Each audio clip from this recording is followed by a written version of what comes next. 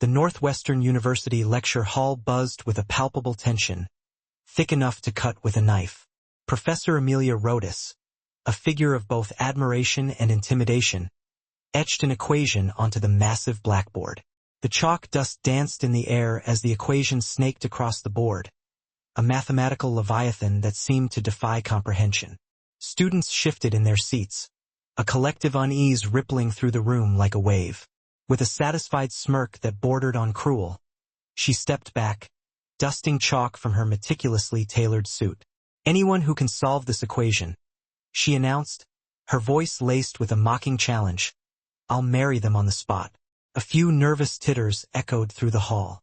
Near the entrance, a lone figure paused his nightly routine. Ethan Ward, the university janitor, stood transfixed, his eyes glued to the sprawling equation. A whisper escaped his lips, almost unconsciously. Riemann tensor compact form. Professor Rhoda spun around, her gaze sharp and piercing. "What did you say?" Ethan's grip tightened on the mop handle, his hands trembling slightly. "I think I can solve it." Amelia Rodas was, to put it mildly, academic royalty. Her lineage was steeped in the rarefied air of theoretical physics. Her father, Dr. Marcus Rodas, a titan in the field, his name synonymous with quantum mechanics in textbooks the world over, and her mother, Dr. Sarachin Rodas, a mathematical prodigy who'd conquered 3 of the 7 Millennium Prize problems before gracefully retiring to raise Amelia in the lap of luxury at their Cambridge mansion. But raising Amelia in their household was an exercise in academic conditioning. Bedtime stories were replaced with mathematical proofs, dolls with geometric shapes, playtime with complex logic puzzles. The dining room table, more accustomed to hosting Nobel laureates and Fields Medal winners than family dinners, served as a launchpad for Amelia's intellectual ascent. By the tender age of 12, she was a regular attendee at university lectures, soaking up knowledge like a sponge. 16 saw her name gracing the pages of a peer-reviewed journal with her first groundbreaking paper. Her doctorate from Harvard at 23 wasn't merely an achievement. It was destiny meticulously fulfilled. Northwestern University, eager to add her brilliance to their faculty, offered her a tenured position at the unprecedented age of 28, making her the youngest professor to ever achieve tenure in the university's history. Now at 30, she reigned supreme in her academic domain, wielding power with an iron fist encased in designer gloves and a formidable arsenal of academic credentials. Her office, a monument to her accomplishments, showcased framed degrees, prestigious awards, and photographs with famous mathematicians, conspicuously devoid of any personal touches that hinted at a life beyond academia. Each morning, she arrived promptly at 6:30 a.m., before the custodial staff had even completed their rounds. The sight of them cleaning, of working with their hands, stirred within her a discomfort she refused to acknowledge, a feeling that these people represented everything she had been taught to transcend. She developed a habit of pointedly avoiding eye contact with service workers, as if acknowledging their existence might somehow diminish her own carefully constructed status. But beneath the veneer of academic invincibility, cracks were beginning to form. The university board, increasingly restless, had been subtly applying pressure for the past 2 years. Her last significant publication was gathering dust, and younger, hungrier professors were making waves with innovative research. Whispers in faculty meetings hinted that her meteoric rise might have been premature.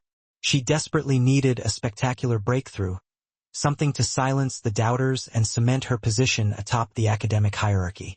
Ethan Ward's life story, however, unfolded along a vastly different trajectory.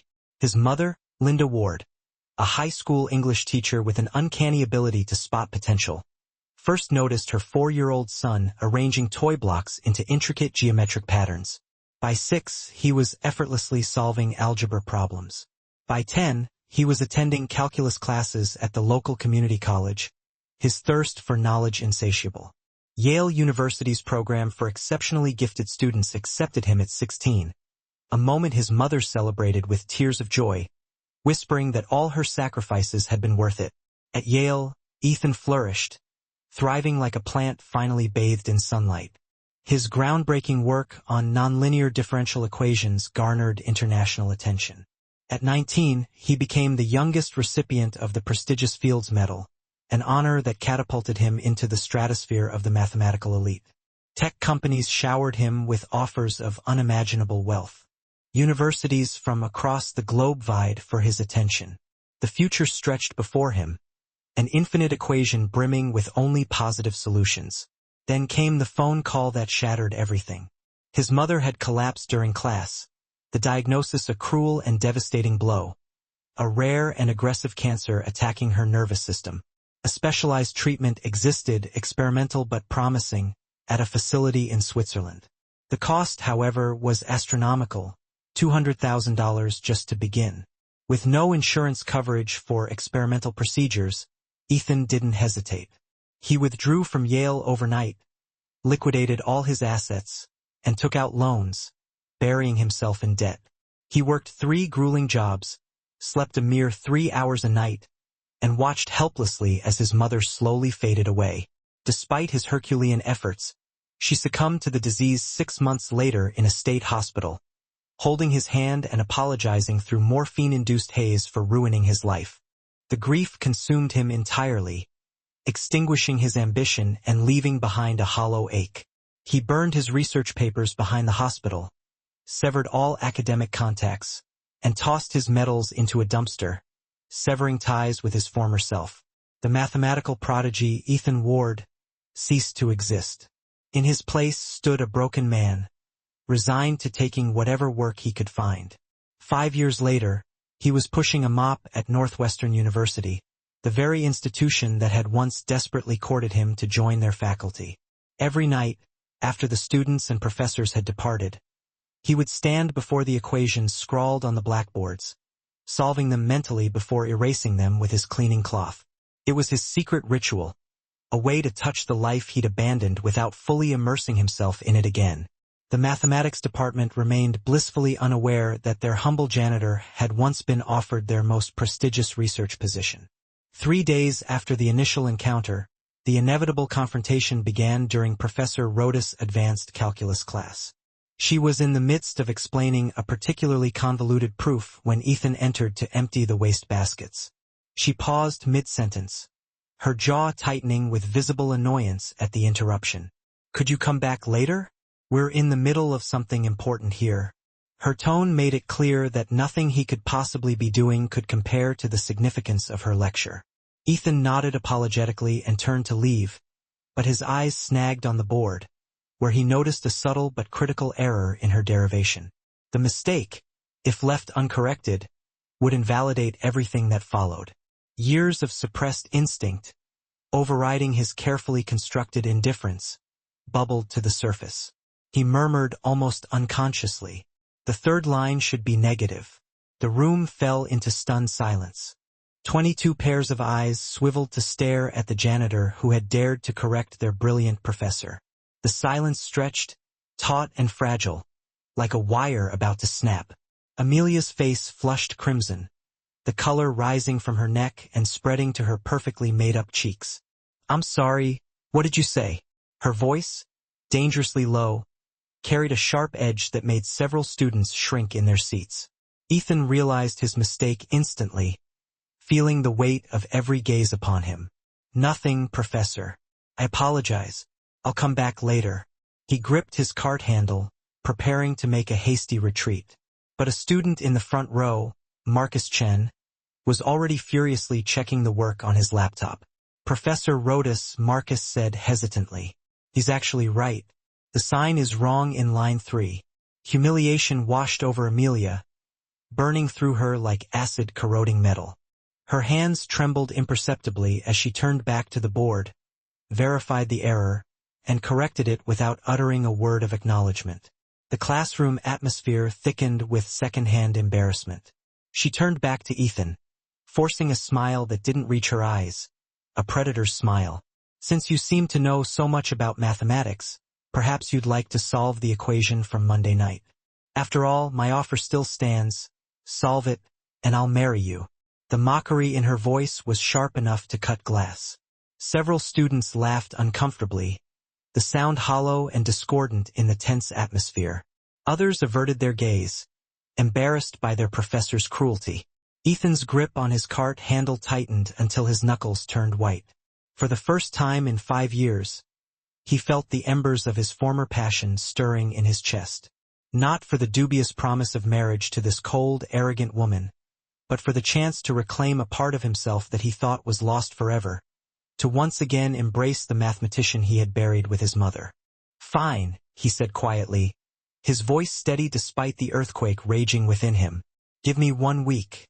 The challenge hung in the air between them, a palpable tension that crackled with unspoken animosity. Professor Rodas laughed, the sound echoing off the walls of the silent classroom. "1 week it is. Don't disappoint me." As Ethan left with his cart, he overheard her say to the class, her voice dripping with contempt, "This is what happens when people don't know their place." That night, Ethan ascended the steps to the university library for the first time since taking the janitorial job 3 years prior. His key card granted him after-hours access for cleaning purposes, but he'd never considered using it for anything else. The mathematics section stood before him, a cathedral of forgotten dreams. Each spine a tangible memory of who he used to be. He pulled down volume after volume, his hands trembling slightly, his fingers instinctively remembering the texture of academic pages, the comforting scent of knowledge preserved in print. The equation Professor Rodas had presented wasn't merely complex. It was a masterpiece of mathematical cruelty, skillfully weaving together elements from topology, number theory, and quantum mechanics in a way that seemed inherently impossible. It was designed to be unsolvable, a trap to humiliate anyone foolish enough to attempt it. He spread his work across a table in the furthest corner, tucked away from security cameras and the prying eyes of late-night graduate students. The familiar rhythm returned slowly, like a musician tentatively picking up an instrument after years of silence. Each symbol he wrote felt like coming home and saying goodbye simultaneously. His mother's face kept surfacing in his mind, not the gaunt and frail image from her final days, but the vibrant and proud woman who had beamed with joy when he won his first mathematics competition at 12. "You have a gift, Ethan," she'd said, her hand warm on his shoulder. "Don't let anyone make you feel ashamed of it."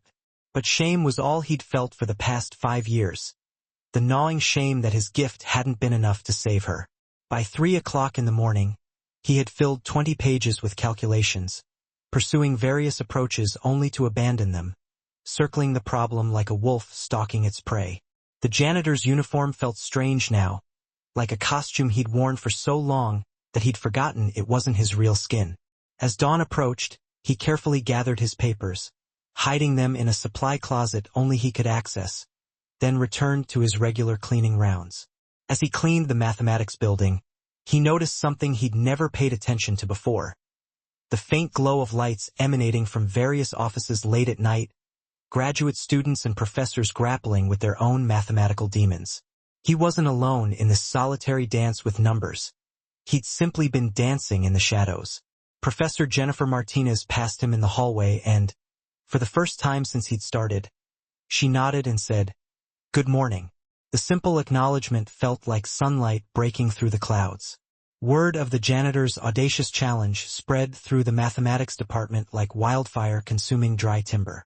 Students created a Facebook group called Janitor versus Professor that amassed 300 members in a mere 2 days. They began discreetly taking photos whenever they spotted Ethan, turning him into an unwilling campus celebrity. The rumors grew more outlandish with each retelling. Some claimed he was a Russian spy gathering intelligence. Others insisted he was an eccentric billionaire researching a movie role. A few even speculated that he was Professor Rodas's scorned ex-lover seeking revenge. The student newspaper ran a front-page story with the headline, "David versus Goliath. Can a janitor solve the impossible?" Amelia heard every whisper, each one fueling her anger to new heights. The idea that this nobody, this lowly maintenance worker, had dared to challenge her publicly was simply intolerable. She began arriving earlier and staying later, obsessively trying to solve the equation herself before the week ended. Her regular research fell by the wayside as she became consumed by the problem. On Thursday morning, she stumbled upon a discovery that sent a chill down her spine. Someone had been using the spare blackboard in the abandoned seminar room, the one that hadn't been touched since Professor Harrison retired 2 years ago. The work was elegant and insightful, approaching the problem from an entirely novel angle, one she'd never considered. The handwriting was neat but somewhat unpracticed, as if someone was remembering how to write mathematics rather than doing it regularly. She photographed everything with her phone before erasing it, spending the entire day trying to decipher the methodology. The approach incorporated techniques from papers published within the last year, knowledge that no amateur would possess. That evening, she waited in the shadows outside the seminar room, a detective staking out her prey. At midnight, Ethan appeared with his cleaning cart, but instead of starting his usual routine, he went straight to the blackboard and continued where the previous work had been erased. She watched through the door's narrow window in growing disbelief as he worked through transformations she'd only encountered in the most advanced journals. His movements were confident now, the earlier hesitation gone as he became lost in the intoxicating world of mathematics. When he suddenly sensed her presence and turned around, she was already gone, her meticulously constructed worldview cracking like ice under the spring sun. She practically sprinted back to her office, where she sat in the dark, desperately trying to reconcile what she'd witnessed with everything she believed about the world's natural order. Friday afternoon, a video surfaced on the university's social media page, an event that would irrevocably change everything. A student named Jennifer Wu had been rehearsing a presentation in an empty classroom. When Ethan entered to clean, the board still bore a problem from an earlier class, a graduate-level differential equation that had stumped several Ph.D. candidates. Jennifer, recognizing him from the rumors, jokingly asked if he could solve it, her phone already recording what she assumed would be a humorous failure to share with her friends. What transpired next was captured in crystal-clear footage that would be viewed over 1 million times. Ethan studied the board for 30 seconds, his eyes darting across the equations in a pattern that suggested deep analysis rather than confusion. Then, he picked up a piece of chalk and began solving the equation with a fluid confidence that could only come from true understanding. He worked through the problem in under 3 minutes, explaining each step in a clear, patient voice that revealed not just knowledge but the ability to teach. "You see here," he said to Jennifer, who stood frozen in shock, "the trick is recognizing this as a hidden Laplace transformation. Once you see that, the rest follows naturally." The video went viral within hours, shared across academic forums and social media platforms, eventually landing on the dean's desk before dinner. Dean Robert Thompson, a man who had led the university for 15 years, watched it 3 times before calling an emergency faculty meeting for Saturday morning. The conference room was packed with professors from multiple departments, all of whom had seen the video. They replayed it repeatedly on the projection screen, pausing to examine Ethan's work. "This is graduate-level material," Professor Harrison muttered, adjusting his glasses for a better look. "No, David, this is beyond graduate level. The approach he used wasn't published until last year in the Journal of Advanced Mathematics," Professor Martinez added. "I've seen that handwriting before on boards left unerased in the morning. I thought it was a graduate student working nights." The dean turned to Amelia, who sat rigid in her chair. "Professor Rodas, you issued this challenge publicly. The university's reputation is now involved. We need to know, can this man actually solve your equation?" The humiliation was complete. She had to admit that she didn't know, but the work she'd seen him doing suggested that he might actually succeed. "Then we need to verify this properly," the dean decided, his tone leaving no room for argument. "Monday morning, public demonstration in the main lecture hall. If he can do what he claims, we need to know who this man really is." As faculty members filed out, buzzing with excitement and speculation, Amelia remained seated, staring at the frozen video frame of Ethan at the blackboard. Professor Harrison lingered, placing a gentle hand on her shoulder.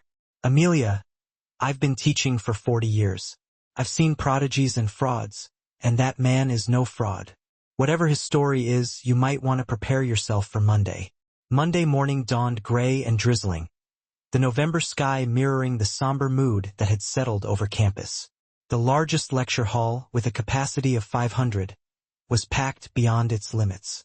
Faculty from mathematics, physics, engineering, and even the humanities departments filled the front rows. Graduate students stood along the walls, their faces a mixture of anticipation and disbelief. Undergraduate mathematics majors sat in clusters, phones poised to record history. Local news crews from 3 stations had set up cameras in the back, their reporters rehearsing their opening lines. The university's PR team looked visibly nervous, unsure whether they were about to witness a triumph or a disaster. The blackboard had been meticulously cleaned and prepared, bearing the equation exactly as Amelia had written it a week ago, its intimidating complexity spanning 3 full panels. She stood at the podium in her best suit, a navy ensemble that usually made her feel powerful, but now felt like a suit of armor that couldn't protect her from the storm brewing within. The clock on the wall showed 9:58 a.m. At precisely 10 a.m., Ethan walked in, still wearing his janitor's uniform. The room erupted in whispers, and phones emerged from pockets like flowers turning towards the sun. He looked smaller somehow under the harsh stage lights, more vulnerable than the mysterious figure who had been haunting the mathematics building at night. His hands trembled slightly as he approached the board, and Amelia noticed that he had attempted to scrub the permanent stains from under his fingernails. She forced herself to speak, her voice steady despite the turmoil roiling inside her. "Mr. Ward, you claimed you could solve this equation. The terms remain the same. If you successfully solve it, I'll honor my original statement." The words tasted like ash in her mouth, each syllable a small death of the world she had known. Ethan picked up the chalk, its weight familiar and foreign simultaneously. For a moment, he stood frozen, feeling the eyes of hundreds boring into his back, the weight of expectation and skepticism pressing down on him. Then, his mother's voice echoed in his memory. "Don't let anyone make you feel ashamed of your gift." And he began to write. The room fell absolutely silent except for the scratching of chalk on the board. His approach was unconventional, starting with a transformation that caused several professors to lean forward in surprise. He worked methodically but with increasing confidence, filling board after board with increasingly elegant mathematics. 40 minutes passed, then an hour, yet nobody moved. Several professors had pulled out notebooks, diligently following along with his work, occasionally nodding or gasping at particularly brilliant moves. When he finally set down the chalk and stepped back, the complete solution covered 5 blackboards. The silence stretched for 10 heartbeats before Professor Harrison, the department's most senior mathematician with 40 years of experience, stood up slowly. "My God," he said, his voice carrying across the silent hall. "It's not just correct. It's beautiful. This is publishable work." The eruption that followed was deafening. The applause was thunderous, students standing on chairs to get a better view, professors pushing forward to examine the work more closely, cameras flashing like strobe lights at a concert. But Ethan only had eyes for Amelia, who stood frozen at the podium, her face ashen, her carefully constructed world collapsing around her. The equation she had deemed unsolvable, the challenge she had issued as a cruel joke, had been conquered by a man she had dismissed as beneath notice. When the chaos finally subsided enough for her to speak, her voice barely carried to the microphone. "The solution is correct," she confirmed, each word feeling like a stone in her throat. The crowd erupted again, but Ethan raised his hand for quiet. When he spoke, his voice was steady and clear, carrying the kind of authority that comes from truth. "Professor Rodas, I don't expect you to honor a promise made in mockery. I didn't solve this for that." He paused, meeting her eyes directly, and she saw in them not triumph, but a profound sadness. "I solved it because for 5 years I've been invisible in these halls. I've mopped these floors, emptied these trash cans, and been looked through like I was made of glass. Not just by you, but by almost everyone. I solved it because I wanted, just once, to be seen for who I really am. Not a janitor, not a servant, but a mathematician." The room was silent now, the weight of his words settling over everyone like snow. "All I've ever wanted from anyone here, from you especially, Professor, was basic respect. The same respect you'd give any human being, regardless of their job title or bank account." Someone in the back started clapping slowly. Then others joined in, but Ethan wasn't finished. My name is Ethan Ward. 5 years ago, I was the youngest recipient of the Fields Medal for my work on nonlinear differential equations. I left mathematics to care for my dying mother, and after she passed, I couldn't find my way back. I've been hiding here in plain sight because being invisible hurt less than remembering who I used to be. The revelation sent shockwaves through the room. Professors pulled out their phones, searching his name and finding archived articles about the prodigy who had vanished from the world. But solving this equation reminded me that hiding from pain doesn't heal it. It just spreads it around, makes you treat others the way you feel inside worthless. He looked directly at Amelia. Professor Rodas, you're brilliant. Your work on topology is groundbreaking. But brilliance without humanity is just cold light. It illuminates nothing that matters. He turned and walked towards the door, leaving behind 5 boards filled with perfect mathematics and a room full of people reconsidering everything they thought they knew. As he reached the exit, he paused. The equation has a second solution, by the way, even more elegant than the first. Perhaps Professor Rodas would like to find it. Then he was gone, leaving Amelia standing at the podium with tears streaming down her face in front of 500 witnesses to her humiliation and his grace. That evening, Amelia did something she'd never done before in her 3 years at Northwestern. She went to the basement, where the custodial staff had their break room and supply closets. She found Ethan in his usual closet, a small, windowless room that reeked of industrial cleaner and resignation, organizing supplies as if nothing had happened. "We need to talk," she said, standing in the doorway.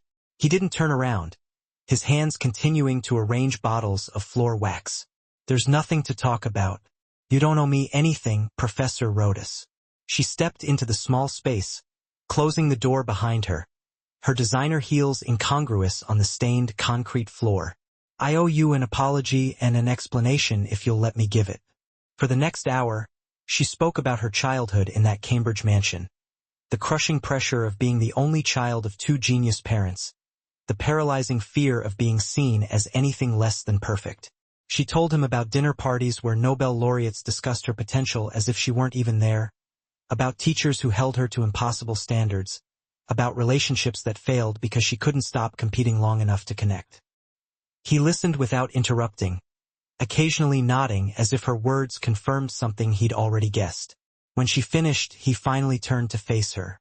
"I looked you up," he said quietly after that first night.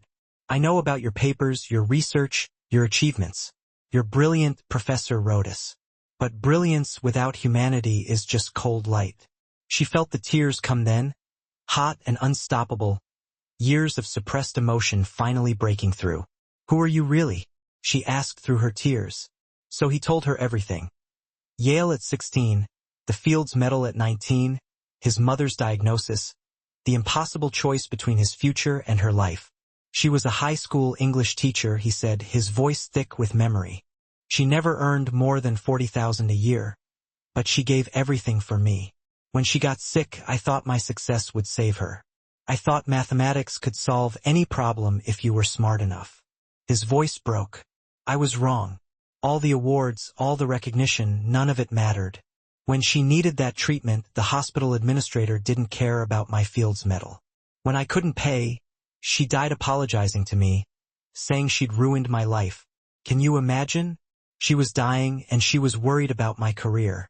Amelia found herself sitting on an overturned bucket, her $1,000 suit forgotten, seeing him clearly for the first time. "You gave up everything for her," she whispered. "I wouldn't change a thing," Ethan responded, his gaze softening. "Love isn't about accumulating achievements. It's about the sacrifices you willingly make." He paused, a hint of wistfulness in his voice. "My mother tried to instill that in me, but I wish I'd grasped it sooner."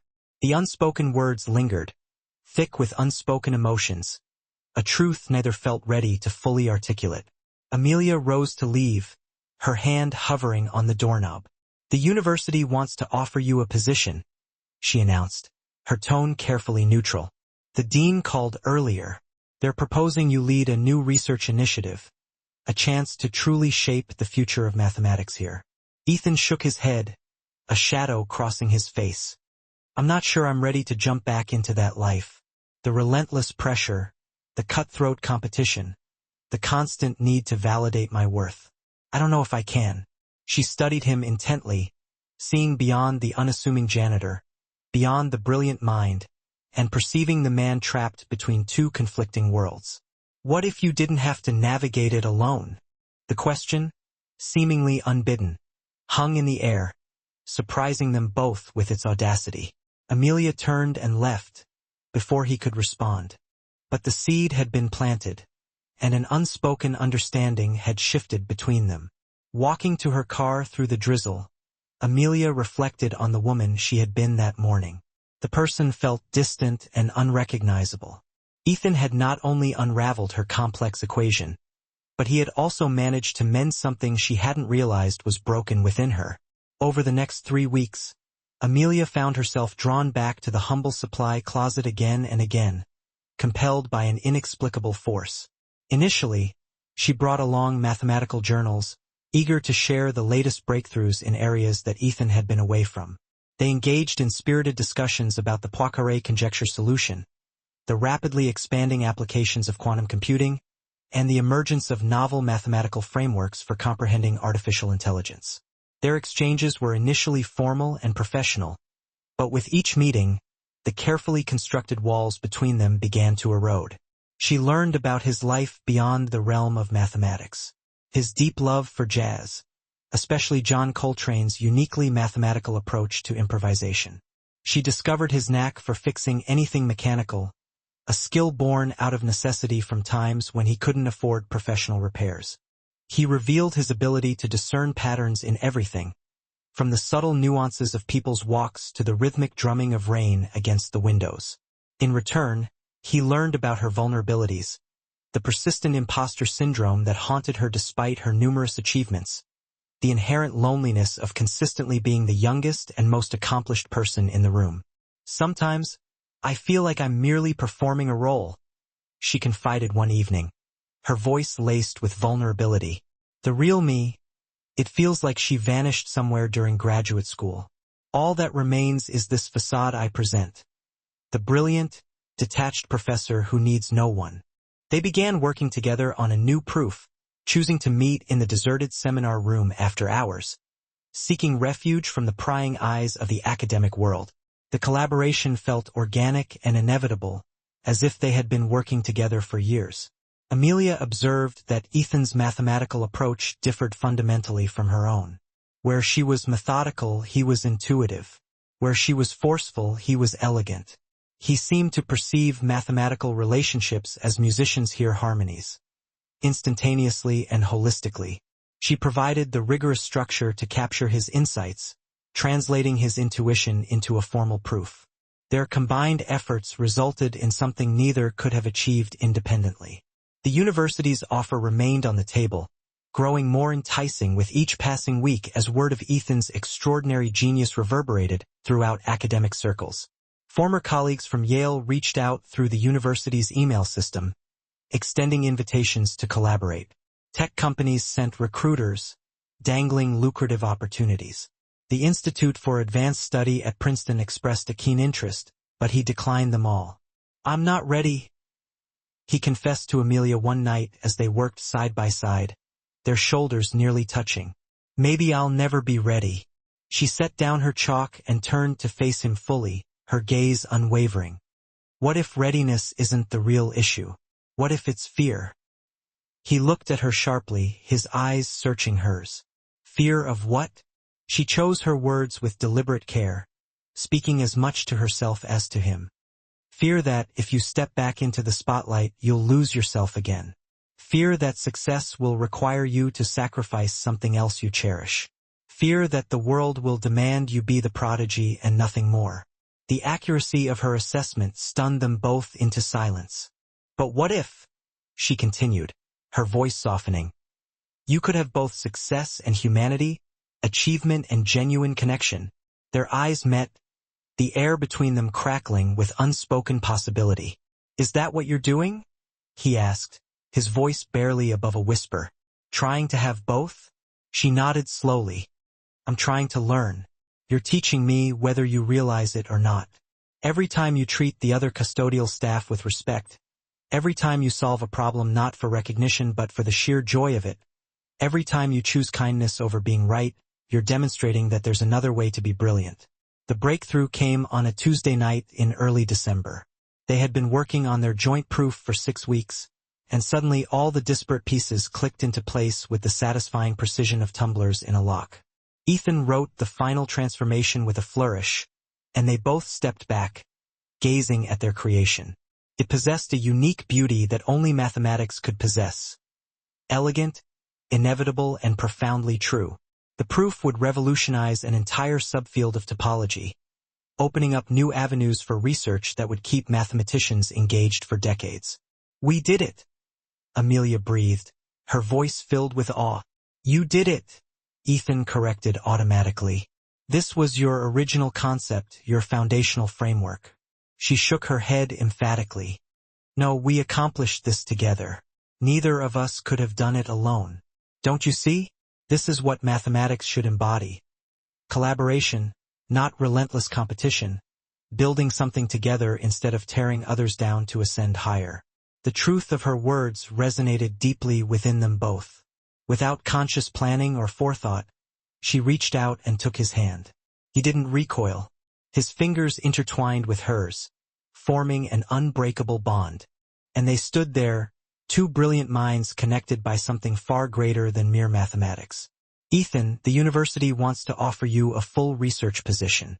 Pure research if you prefer, with no teaching obligations. You could even continue your current job if that would make you more comfortable. You would have resources, respect, everything you rightfully deserve." She squeezed his hand, her voice filled with emotion. "And you wouldn't be alone.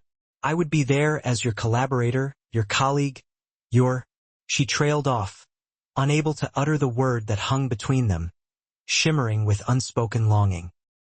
He remained silent for a long moment, his gaze fixed on their joined hands. "On one condition," he finally said, his voice resolute. "We publish this paper together. Equal authorship. No senior, no junior. Equals." Tears welled up in her eyes, blurring her vision. "I wouldn't want it any other way." He smiled, the expression transforming his usually serious face into something youthful and vibrant. "There's something else," he said. "That equation you gave me, it has a second solution. I found it on the third night." She stared at him, dumbfounded. "You mean you could have?" "I wanted to solve it the hard way first, to prove to myself that I still could. But also—" He hesitated, then continued, his voice softening. "I wanted more time, more excuses to talk to you, to work beside you, to simply watch you think. You're beautiful when you're thinking. Did you know that you get this little furrow between your eyebrows, and you bite your lower lip, and your whole face lights up when you see the solution?" She was crying now, unconcerned that it was ruining her makeup. "Ethan Ward, are you telling me that you deliberately prolonged this whole thing because you knew I was falling in love with you?" "Yes. From that very first night, when you challenged me with such confident cruelty, I saw through it to the vulnerability beneath. You were terrified that someone would discover you were human, that you harbored doubts, that you weren't perfect. I recognized it because I've been hiding in much the same way, just from the opposite direction." He raised their joined hands and gently kissed her fingers. "We're quite a pair, aren't we? The professor terrified of being human and the human terrified of being a professor." The International Mathematics Conference in Chicago the following month was the premier event of the year in their field.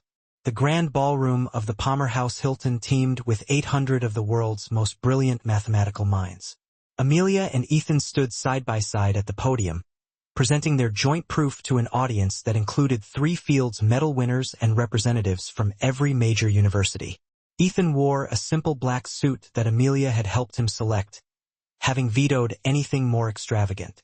"I'm not trying to impress anyone," he had insisted. Amelia had chosen an outfit that was both professional and understated, a departure from her usual power dressing. They took turns explaining different sections of the proof, their presentation styles naturally complementing each other. Where Ethan offered intuitive leaps, Amelia provided rigorous justification. Where she built formal structures, he revealed elegant shortcuts. They moved with the seamless grace of two dancers who had found their perfect partner, each movement synchronized and harmonious. When they finished, the applause was thunderous and sustained, a testament to the significance of their achievement. During the question period, Professor Kumar from Stanford inquired about their unconventional collaboration. Professor Rodas, Mr. Ward, your backgrounds are markedly different. How did you discover common ground? Amelia took the microphone first, her voice resonating with sincerity. I learned that brilliance can manifest in many forms and arise from the most unexpected places. My own biases almost cost me the opportunity to collaborate with one of the most exceptional mathematical minds of our generation. More importantly, they nearly deprived me of the chance to know an extraordinary human being. Ethan added, and I learned that isolating yourself from the world doesn't shield you from pain. It merely guarantees that you'll face it alone. Professor Rodas didn't just collaborate with me on this proof. She helped me rediscover my way back to myself. After the presentation, they lingered in the conference center lobby, watching the Chicago skyline fade into the twilight. Snow began to fall, blanketing the city in a soft, ethereal white. That wasn't so bad, Ethan said with a slight smile. You were wonderful, Amelia replied, then quickly corrected herself. Your presentation was wonderful. He turned to face her, taking both her hands in his. Amelia, that night a year ago, when you said you would marry anyone who could solve that equation, it was a joke. A cruel joke born out of your own insecurity. I understand that now. But somewhere along the way, working with you, truly getting to know the person beneath the armor, I started to wonder what it would be like if it wasn't a joke. Her breath caught in her throat, her heart pounding in her chest. Ethan, I was horrible to you. I embodied everything that's wrong with academic elitism, with judging people based on their titles instead of their character. He shook his head gently. You were simply a product of your environment, just as I was. But you changed. You saw me. You truly saw me, even when I had forgotten how to see myself. And then you helped me remember who I could be. Not who I was, but who I could become. She stepped closer, drawn by an irresistible force, close enough to feel the warmth radiating from his body. So, what are you saying? He smiled, the expression transforming his entire face. I'm saying that equation was the most challenging thing I've solved in the past 5 years. But understanding how I feel about you, that might take a lifetime of dedicated effort. The good news is, mathematicians are exceptionally patient people. She laughed, the sound genuine and bright, a far cry from the sharp, defensive laugh she had wielded as a weapon for so long. Good thing we have tenure then. He pulled her closer, and there in the lobby of the Palmer House Hilton, surrounded by some of the greatest mathematical minds of their generation, Ethan Ward kissed Amelia Rodas. It wasn't the marriage she had mockingly proposed, but it was the beginning of something far more profound. The equation that had brought them together was now published and widely acclaimed, but the proof of their connection needed no peer review. It was evident in the way they looked at each other, in the space they created for each other's dreams, and in their understanding that true partnership meant seeing beyond superficial differences to the person beneath. 6 months later, the university held a special ceremony to formally welcome Dr. Ethan Ward to the faculty. He had accepted the research position with his unconventional stipulations still in place. He would continue performing janitorial duties for 1 hour each day. It keeps me grounded, he had explained to the bewildered dean. It serves as a constant reminder that every individual in this building, regardless of their job title, deserves respect.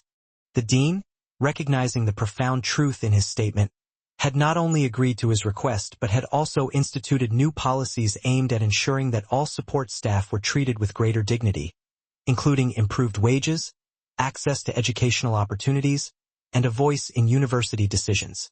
The ceremony was held in the same lecture hall where Ethan had solved the seemingly impossible equation. This time, he stood at the podium in his professor's robes, with Amelia standing proudly beside him. The audience included not only faculty and students but also the entire custodial staff, who were seated in the front row at Ethan's insistence. His acceptance speech was brief but powerful. A year ago, I stood in this very room and solved a mathematical equation. But the real problem that needed solving wasn't mathematical. It was profoundly human.